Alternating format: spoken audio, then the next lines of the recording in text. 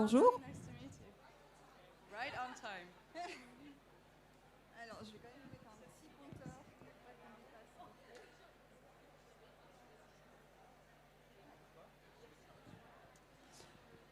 Bonjour.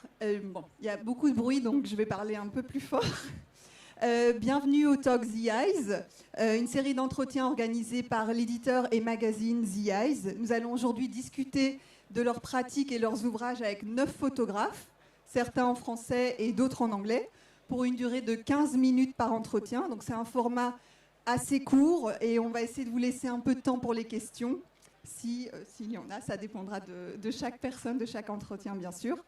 Alors, donc les premiers talks sont en français, mais par confort pour nous, Xuan, nous allons faire le premier talk en anglais. J'espère que ce n'est pas un problème pour vous. Donc voilà, on va débuter. We go with the flow. Yes. So, Xuan Hua is a French-Vietnamese photographer born in Paris who studied art history and cinema before completing a photography course at Auguste Renoir Technical School and moving to London to work in fashion photography. Right. She has now moved back to Paris to develop different aspects of her practice and is currently presenting her first show at Hug of a Swan at Heus Marseille, the Museum for Photography in Amsterdam. Her first publication, Tropism, Consequences of a Displaced Memory, is now being published by Area Books, a new publisher. And it's the book we're going to talk about today, and that is right in front of me. You will be free to look through it a little bit if we still have time, of course. So, Tropism displays a large series of photographs from your family's archive, which have all been digitally modified. We're going to see them on the screen in a few seconds. And they've been digitally modified by an algorithm, so to dissolve, but not completely erase the characters depicted in each of them, which creates this form of eerie feeling. The book touches on different topics from intergenerational memory, passing time, and also the complexity of understanding your own identity and history as a child of immigrants. It's a series, correct me if I'm wrong, that you started in 2016, 2017 after a visit to Vietnam. So I guess my first question for you would be, what was the starting point? Why was that moment a starting point for you? And why also did you choose to depart from fashion photography and use family's archive specifically for that project? Thank you for having me first. I think the starting point for this project was initially an artist residency that I was invited to. And the theme of that residency, it was actually like a music residency, but I was invited as a visual artist to just develop like an idea or a concept. And the theme on that year was displacement. And I literally flew from Vietnam, from my second trip back in Vietnam, straight to Tuscany to go to this residency. And it was actually, so the trip in Vietnam was the first time I was going back with my mom. And so it was the first time as an adult that I was able to actually dig a little bit more about the history of our family together with my mom. And so because I was curious about music, Vietnamese music, I was curious to know what used to be the music that she listened to. But obviously we tried to go back to some record shop that disappeared. So we tried to find the music in markets and stuff, but the industry had changed a lot. A lot of music was banned. So it was very complicated to retrieve those memories. And then I just went to this residency, and the theme was displacement. I just thought that it was the perfect place for me to develop the concept about like how memory can travel, can be lost in time and then come back to a person. So that was the starting point of the tropism. And the very initial project was based on sound.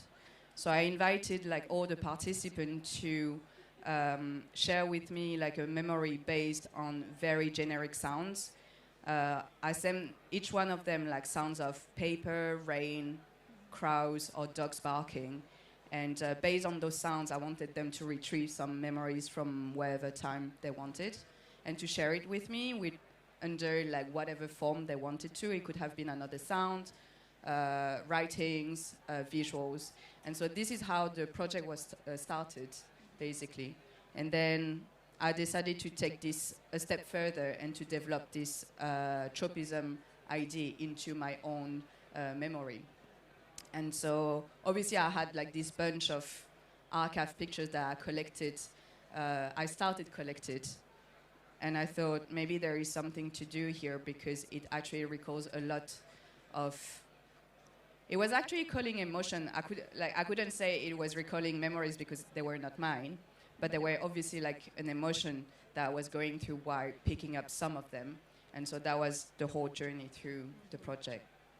Okay, so tropism. I would like to know a bit more why you chose specifically that title, because it's from the book of Nathalie Sarraute, I'm guessing, and they're like interior movements that precede your words and actions. So, like, why was that choice? So initially, like the word tropism, so I discovered that it was like a word used in, as a biological term that described the movement of an organism toward an external stimuli. So it's like an automatic reaction. And then this term has been used by Nathalie Sarraute to try to describe those inner movements, as you said, triggered by by some present actions or moment or gesture. And so through her books, like she tried to understood where those movements were coming from. And it's the tropism is something that she has used a lot, like through, like in this book particularly, but like there is also this book called Enfance and L'usage de la parole, and she's trying to generate like a connection with her past in those writings. So that's where the title come from. And I thought that the process was like kind of similar to mine, because the emotion that I felt while looking at some pictures, not all of them, triggered me in a way that I was just curious to understand what was the root of it. And so obviously I did some research about, like, I don't know, cognitive science and trying to understand where the memory goes, like in your brain and all those things. So I bumped into a lot of references, and one of the sources was Nathalie Sarraute, and yeah. Can you just like walk us through some of the photographs? How did you like work with Laurent Kaiser, the editor, the publisher of Aerea, to make the selection, and how did the work turn into this book form? I mean, the selection was very easy because most of the work is in the book. There's not so many images, because, I mean, I think it's a project that could just evolve in so many ways, and I could use like 100 and hundreds of pictures. But at that moment, we just decided to focus on the one that I had already, and there were about like 50 of them. So the selection was very easy because all of them are in the book, most of them. And then the placement came very naturally because it's actually, there's no narrative that links the images per se, in terms of, there's no chronology, it's not following any chronology, like it's a very instinctive placement. And I think the way it's being placed in the book, it's just like it's an aesthetic choice. And because it's, I think what is more interesting to explore with the book is more like how it has been designed and shaped. And for example, like the type of paper that we choose, the format of the paper, this has a lot of meaning, more than like the placement of the images inside the book. How so? How did you work on it? Like, so, for example, like I really wanted to have like very thick pages, for example, like almost as postcards. Also because just the idea of the postcard itself is that you write something which is a memory about a place where you have been, and you send it away, and this memory stays, and it moves as well. So there is like always this idea of like displacement. Then it was also a reference to children's book. Obviously, yeah. Because there is like this very thick paper, and also because the story in children's book is very short. Like, I'm not pretending that there is like a very intellectual process in it. It's very based on like emotion and passion. And for me, like, the shorter is the story, and the easiest it is to remember. Mm-hmm. And I think the whole concept about memory is to be remembered. Yeah. Which is also interesting because the book is very much about memory, which when you talk about the photography medium and memory in relationship to memory, it's often a discussion of failure, like failure of what cannot be seen in the images, what is missing from the image. And I also thought it was a bit interesting that you took the memory and what's visible and you just completely deleted it. So what was the thought process? I think it's very interesting, like the word that people are using to phrase what they see through my images, because most of the time the word that comes back is erasing and ghosts, which I found really interesting because this is not what I see at all. Like for me, I see fluidity and I see movement and I see the invisible connection between the people and me, because I didn't like the way I work in my fashion project is very much controlled and planned. I can work for weeks like to plan one images, feeding it with lots of references and thoughts. When this project was very much based on instinct, and because the same way Nathalie Sarraute based her work, on her own memories. Like when I was reading her tropism, it was very short stories and it was very instinctive. Like I couldn't really connect with it myself.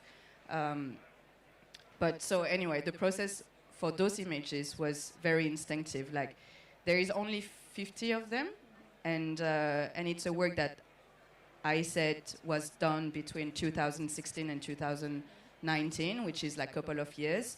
But I would spend maybe an hour or two on each images, and then I would just let it there, and then I would never come back to a photo afterwards. And so the process was always like very quick, and I think I wasn't trying to erase anything. Like I just figured out that after a few images, I was actually more focused on the silhouette. Like I didn't target the silhouette at first, like I just started working on it the same way you would just start working on a canvas with painting. Sometimes you don't. And the thing is, I'm not the kind of artist who improvise my work. I usually, as I said, prep a lot. And I was very intrigued by this challenging form of work, which was very much based on improvisation. And I try not to question it too much, just to go on the opposite side of what I'm used to do. And so that's why I figured out afterwards that I was very much interested by the silhouette. Most of the time the silhouette would disappear. And after releasing the book, like obviously I had much more thought about it, also with the discussion that I share with people, and I realized that maybe, not that I'm trying to find an answer of why I did that, but maybe like it happened on the silhouette and it focused on the silhouette because this is where the dialogue happens, the storytelling happens between people. And I think that this is the dialogue between me and the persons like in the pictures, and that's why I focus on the people and not on the surroundings. Well, thank you very much. Thank you. Very thorough explanation of your beautiful work, which is published by Area. I'm going to say it again. I do not know if you have like book signings coming this week. Yeah, tomorrow. Tomorrow at So tomorrow we're doing a book signing at Polycopy on the Concorde Atlantique. Okay. And it's going to be from 3 o'clock to 5. Perfect. So yeah. We are already running out of time, so if anyone has a question for Xuan, it's the moment right now. No? Not even one? Okay, well, thank you very much, Xuan. It was lovely meeting you. Thank you, Emily. And have nice a great to meet you too. rest of the Paris Photo Craziness Week.